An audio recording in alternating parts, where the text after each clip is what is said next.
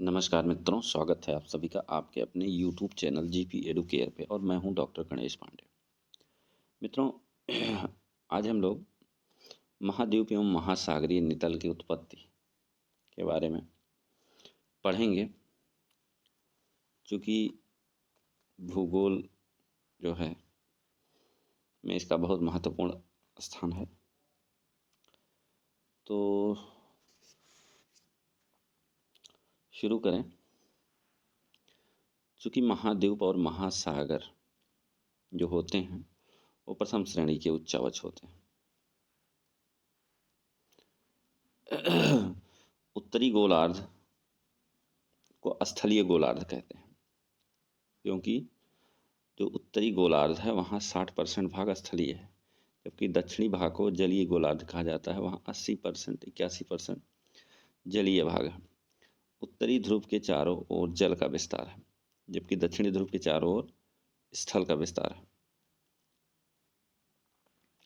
महाद्वीपों एवं महासागरों की उत्पत्ति से संबंधित कई सारे मत हैं, जिसमें लैपवर्थ और लव का मत और लोथियन ग्रीन का चतुष्फलकीय सिद्धांत। ये लैपवर्थ और लव का जो मत है उसके तहत हम देखते हैं कि क्या है। तो इसमें महासागर और महाद्वीपों की उत्पत्ति का मुख्य कारण जो है, पृथ्वी के ऊपरी धरातल पर बड़े पैमाने पर बलन की क्रिया का होना बताया गया है। ठीक है, बलन का क्रिया, दबाव इधर से भी पड़ा, इधर से भी पड़ा, बीच का भाग उठ गया, तो यह है बलन की क्रिया। किंतु इस सिद्धांत का अभी तक कोई ऐतिहासिक महत्व नहीं दिया गया। अभी लोथियन ग्रीन का जो चतुष्फलकीय सिद्धांत है उसके बारे में क्या है कि ये जो इनकी परिकल्पना है, इनके अनुसार जो है एक गोलाकार आकृति सिकुड़ने के परिणाम स्वरूप, एक गोलाकार आकृति जो है जब सिकुड़ती रहती है तो उसके परिणाम स्वरूप क्या होता है, चतुष्फलक में बदल जाती है। क्योंकि पृथ्वी गोलाकार है, अतः पृथ्वी के गर्म अवस्था में से ठंडी होने के बाद वह चतुष्फलक में बदल गई और संकुचन के कारण जो बाह्य और आंतरिक परतों के बीच अंतर आ गया।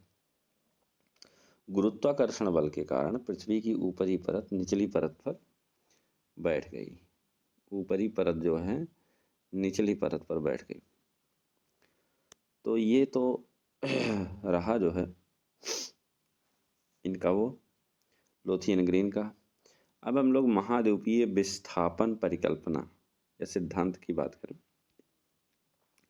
इसे F.B. टेलर महोदय ने दिया था 1908 में और प्रकाशन इसका 1910 में। सीधे सीधे सवाल बनता है कि इस परिकल्पना को किसने दिया था और कब प्रकाशित हुआ था। तो जो महाद्वीपीय विस्थापन सिद्धांत है या परिकल्पना है, इसमें क्या बताया है टेलर महोदय ने।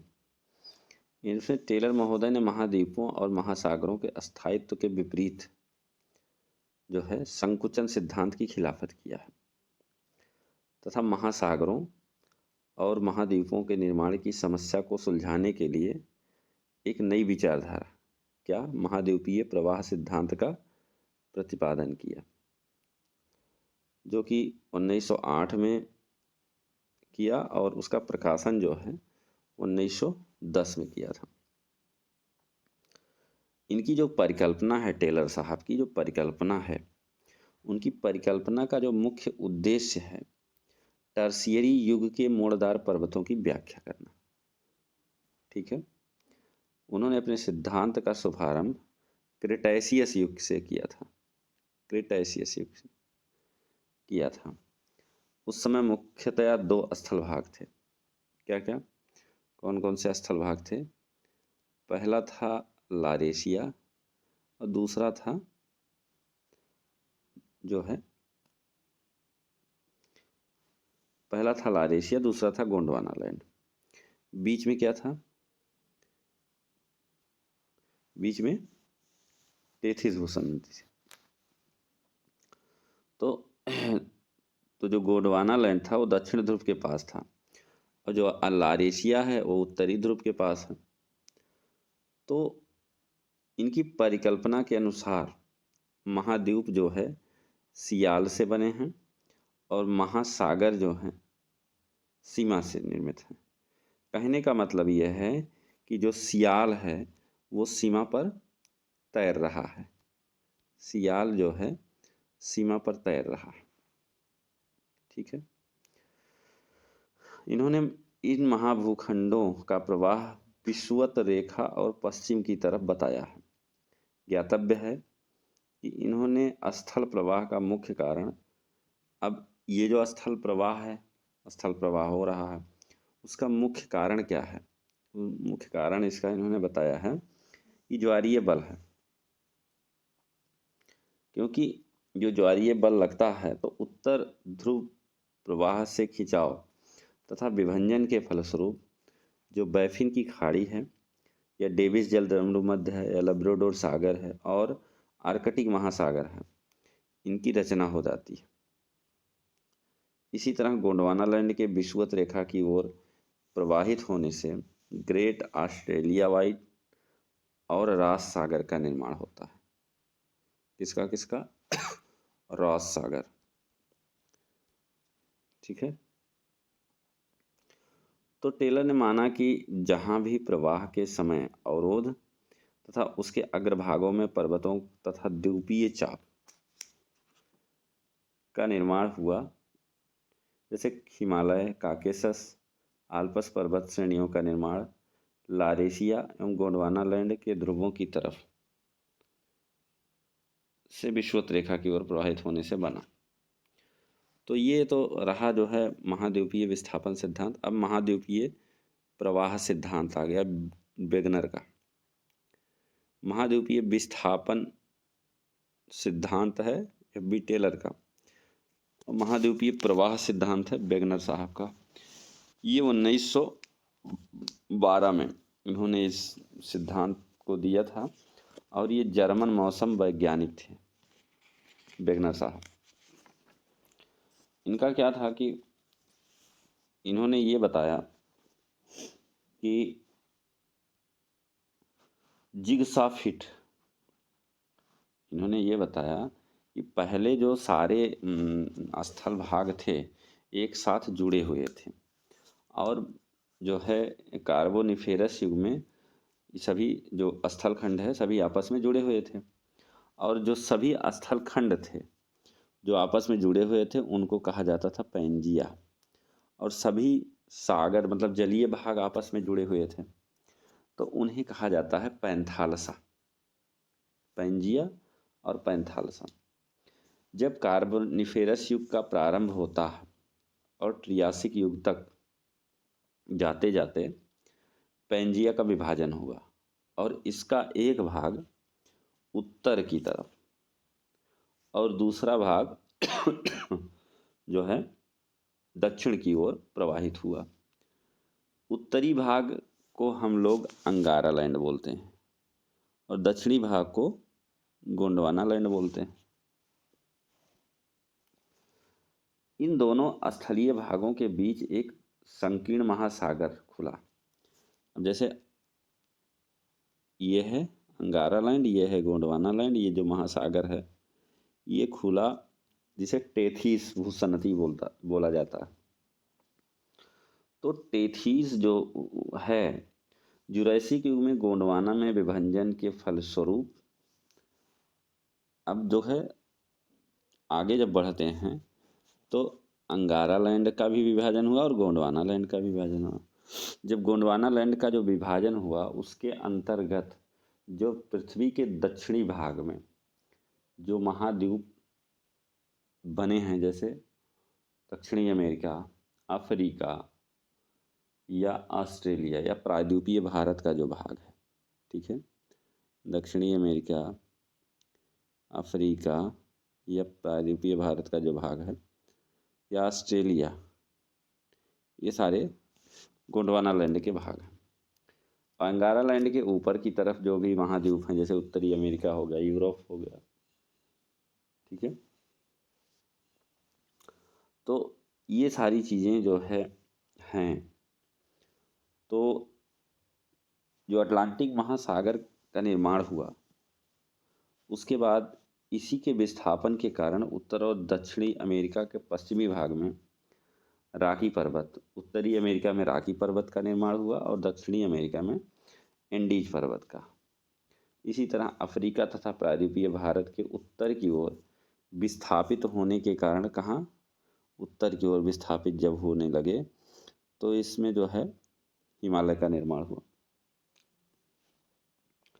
तो कुल मिला के अगर हम देखें तो जो दोनों का सिद्धांत है, वो सिद्धांत क्या है कि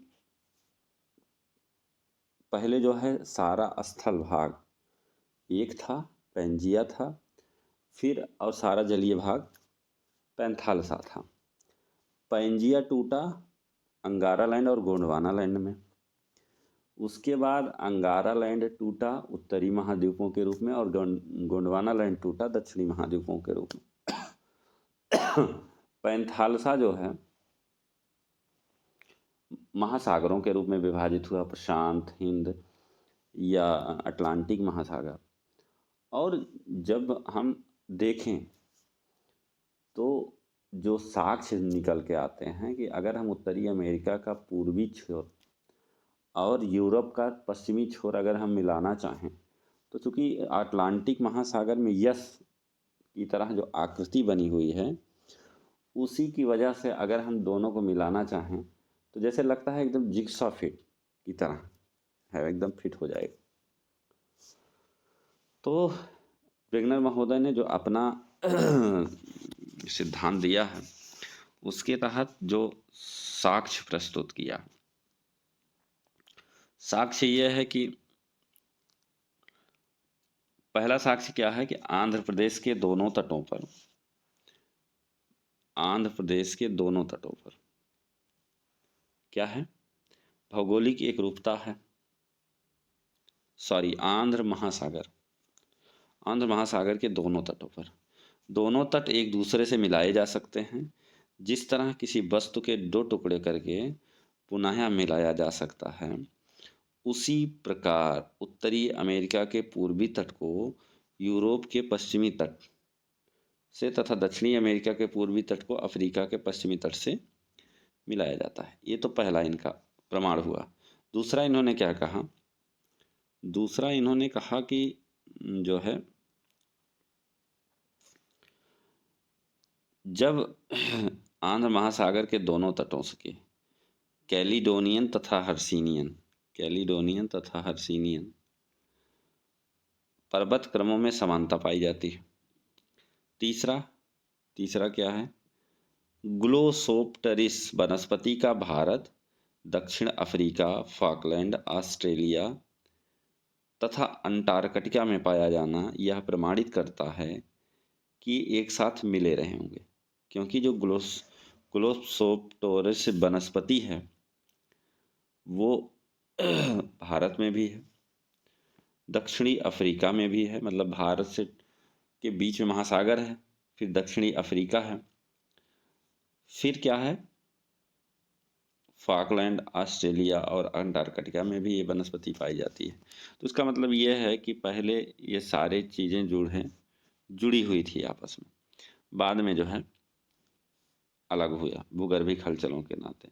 टिलाइट वह अवसादीय चट्टान है जो हिमानी निक्षेपण से निर्मित होती है। चौथा इन्होंने दिया है टिलाइट का जो है इन्होंने दिया है कि वह अवसाद हैं जो हिमानी निक्षेपण से निर्मित होती हैं। तो भारत में पाए जाने वाले जो गोंडवाना श्रेणी के तलछट हैं, दक्षिणी गोलार्ध के 6 विभिन्न स्थल खंडों में मिलते हैं। मतलब हिमानी निर्मित टिलाइट चट्टानें पुरातन जलवायु और महाद्वीपों में विस्थापन के स्पष्ट प्रमाण प्रस्तुत करते हैं। जो 5वां साक्ष्य इन्होंने दिया वो लैमूर को दिया। लैमूर क्या है, भारत, मेडागास्कर व अफ्रीका में मिलते हैं और कुछ वैज्ञानिक इन तीनों खंडों को जोड़कर सतत स्थल खंड लैमूरिया बना कहते हैं। ठीक है। छठा साक्ष्य क्या है, छठा साक्ष्य है कि अफ्रीका के तटरेखा के साथ पाए जाने वाले आरंभिक समुद्री निक्षेप जुरैसिक काल के हैं। तो ये जो सभी साक्ष्य हैं ये महाद्वीपीय प्रवाह सिद्धांत को सिद्ध करते हैं, किंतु वेगनर द्वारा विवेचित महाद्वीपीय विस्थापन बल सर्वथा अनुपयुक्त है। पुनश्च प्रवाह की दिशा और तिथि पर अच्छी तरह प्रकाश नहीं डाला गया है। जो भी हो, यह प्लेट विवर्तनिकी की सिद्धांत प्रतिपादन के मार्ग को अस्वस्थ अवश्य करता है। ठीक है, अब प्लेट विवर्तनिकी सिद्धांत आ गया। प्लेट विवर्तनिकी सिद्धांत जो है किसने प्रतिपादित किया था? तो हैरी हेस द्वारा 1962 में। वैज्ञानिक व्याख्या WJ मॉर्गन और मैकेंजी पार्कर होम्स और एक विचारक हैं। तो प्लेट विवर्तनिकी सिद्धांत के तहत पहले तो ये जाने कि प्लेटें होती कितनी हैं। बड़ी जो है 7 होती हैं, छोटी जो है 20 होती है। तो बड़ी प्लेटें हैं अंटार्कटिक प्लेट, उत्तरी अमेरिकन प्लेट, दक्षिणी अमेरिकन प्लेट, प्रशांत महासागरीय प्लेट, इंडो ऑस्ट्रेलियन प्लेट, अफ्रीकी प्लेट, यूरेशियाई प्लेट। अगर हम छोटी प्लेटों की बात करें तो Cocos, Nazca, Arabian, Philippines, Caroline, Fiji plate, Scotia plate, Caribbean plate, Tibet, Somali और नूबियन प्लेट, ये कुछ महत्वपूर्ण छोटी प्लेटें हैं। अब प्लेटों के जो किनारे होते हैं, ठीक है, 3 किनारे होते हैं, विनाशात्मक किनारा, रचनात्मक किनारा और संरक्षी किनारा। तो जो विनाशात्मक किनारा है, ठीक है, वो किस स्थिति में बनता है? तो विनाशात्मक किनारा जब दो प्लेटें आमने सामने आ रही हों, ठीक है, और जिसका जो भारी प्लेट है वो सड़क के ऐसे नीचे विक्षेपित हो जाती है, ठीक है, तो क्या होता है? एक गर्त का निर्माण होता है।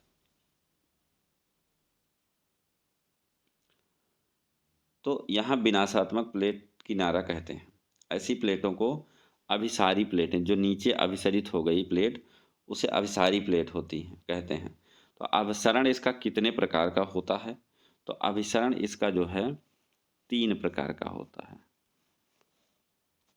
अगर हम पहली तरह के अभिसरण की बात करें तो जब एक महाअभिसारी प्लेट मतलब महाद्वीपीय व दूसरा महासागरीय हो, तो महासागरीय प्लेट अधिक भारी होने के कारण क्या होता है? नीचे की तरफ अधिगमित हो जाती हैं, जिससे किसका निर्माण होता है? गर्त का निर्माण होता है। जैसे एक प्लेट ये है, एक प्लेट ये है, ऐसे अभिसरित हो गए तो यहाँ जो है गर्त का निर्माण हो गया। तो जब गर्त का निर्माण होता है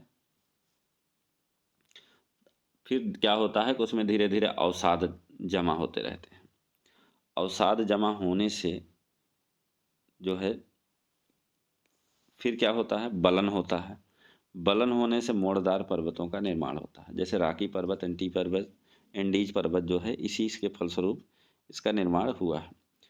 अब दूसरा है कि जब 2 प्लेटें महासागरीय हों तो अपेक्षाकृत बड़े और भारी प्लेट का धंसाव हो जाता है, परिणाम गर्त और ज्वालामुखी द्वीप की श्रृंखला बन जाती है।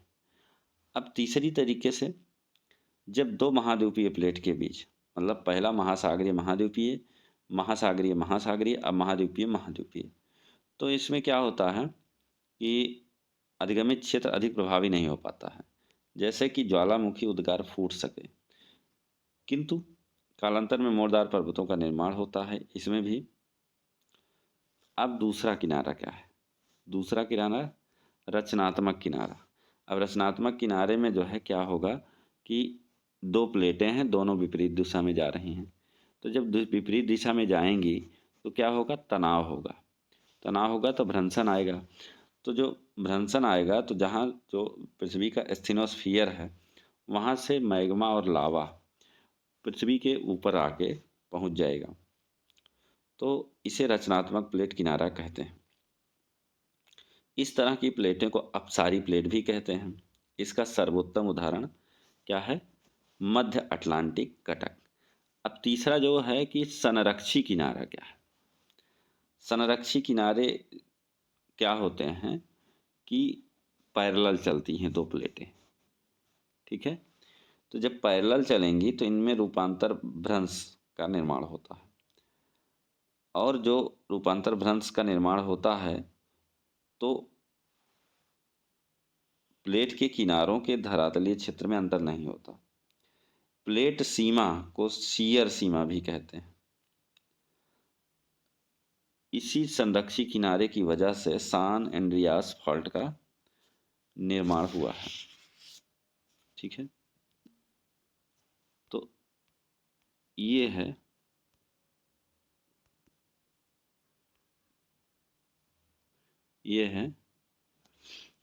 किनारा। फिर अभिसरण हो गए, ये सारी चीज़ें हो गई। प्लेटों की गति के कारण, तो प्लेटों की गति क्यों होती है? तो पृथ्वी का घूर्णन होता है। जब पृथ्वी का घूर्णन होगा तो जो है केंद्रापसारी बल लगेगा। अब केंद्रापसारी बल लगेगा तो प्लेटों में गति होगी। दूसरा हॉट स्पॉट, प्लेट के नीचे मेंटल में कहीं कहीं रेडियोधर्मी तत्वों की अधिकता होती है, भूपर्पटी के नीचे, और अधिकता के कारण भूतापीय ऊर्जा उत्पन्न हो जाती है। इस क्षेत्र को हॉट स्पॉट की संज्ञा दी गई है। प्लेटों की गति भी होती है, क्योंकि प्लेटों की गति इसलिए होती है, महाद्वीपीय प्लेट की औसत गति, महाद्वीपीय प्लेट की औसत गति 2 cm सेंटीमीटर प्रति वर्ष, और महासागरीय प्लेट 5 सेंटीमीटर प्रति वर्ष की दर से उनकी गति होती है। अब प्लेट विवर्तनिकी के प्रभाव एवं साक्ष्य की बात अगर करें तो ज्वालामुखी भी इसी कारण आते हैं। भूकंप, समुद्र नितल प्रसार, द्वीपीय चापों का निर्माण, पर्वतोत्पत्ति और ध्रुवीय परिभ्रमण जैसी जो घटनाएं होती हैं वो इन्हीं के कारण आती हैं। तो आगे बढ़ जाएं, कुछ महत्वपूर्ण पॉइंट्स हैं उसको भी देख लें। पृथ्वी के पृष्ठ पर गतिक परिवर्तन लाने वाले कारक कौन से हैं? तो विद्युत चुंबकीय विकिरण, भूतापीय ऊर्जा, गुरुत्वीय बल, प्लेट संचलन, पृथ्वी का घूर्णन एवं परिक्रमण। यह IS 2013 में आया था। समुद्र नितल प्रसरण कैसे होता है? जब दो महासागरीय या महाद्वीपीय प्लेट के रचनात्मक किनारे के सहारे एक दरार बन जाती है तो यह शीघ्र ही मैग्मा बेसाल्ट द्वारा भर दी जाती है और इस नवनिर्मित बैसाल्टिक भूपर्पटी या महासागरीय कटक पर महासागरीय जल का आवरण हो जाता है, जिसे महासागर का नितल फैल जाता है। अब ध्रुवीय परिभ्रमण क्या है? प्लेट के प्रवाह से चुंबकीय उत्तरी ध्रुव की दिशा में परिवर्तन होता है, जिससे मालूम पड़ता है कि चुंबकीय ध्रुव ही परिभ्रमण कर रहा है, किंतु वस्तुतः प्लेट भी परिभ्रमण करते हैं, ध्रुव नहीं। इसे ही ध्रुवीय परिभ्रमण या चांडलर गति कहा जाता है। अब कार्लसवर्ग कटक कहाँ स्थित है? ये PCS में आया हुआ सवाल है। तो अरब सागर में स्थित है। आइसोक्रोन क्या है? वह रेखा जो समान तिथि के बिंदुओं को मिलाती है समकालिक या आइसोक्रोन रेखा कहलाती है। इसका निर्माण 10 मिलियन वर्षों के अंतराल पर किया जाता है। ध्रुवीय फ्लीइंग बल क्या है? पृथ्वी के किस बल को ध्रुवीय फ्लीइंग बल कहा जाता है? तो पृथ्वी के घूर्णन बल को। हिमालय पर्वतों के साथ भारतीय प्लेट की सीमा किस तरह की प्लेट सीमा है? तो महाद्वीपीय अभिसरण प्लेट है। ठीक है, क्या आप जानते हैं कि भारतीय प्लेट अफ्रीकी प्लेट का सभी किनारा रचनात्मक है? इस प्लेट का क्षेत्रफल बढ़ रहा है उत्तरी को छोड़कर। भारतीय प्लेट के उत्तर पूर्व दिशा में प्रवाहित होने से हिंद महासागर का क्षेत्र बढ़ रहा है। अमेरिकी प्लेट के पश्चिम प्रवाहित होने के कारण प्रशांत महासागरीय प्लेट का क्षय हो रहा है, अर्थात प्रशांत महासागर का क्षेत्रफल सिकुड़ रहा है।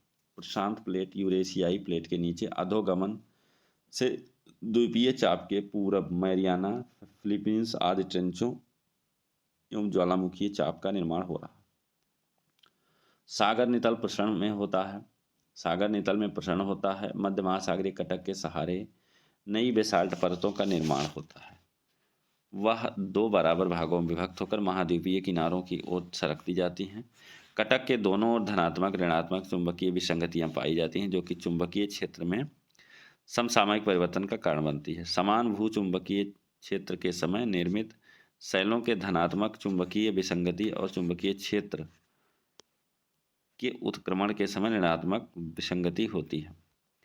अब देखिए जो महाद्वीप हैं कैसे फैले, अलग हुए विवर्तनिक क्रिया के फलस्वरूप।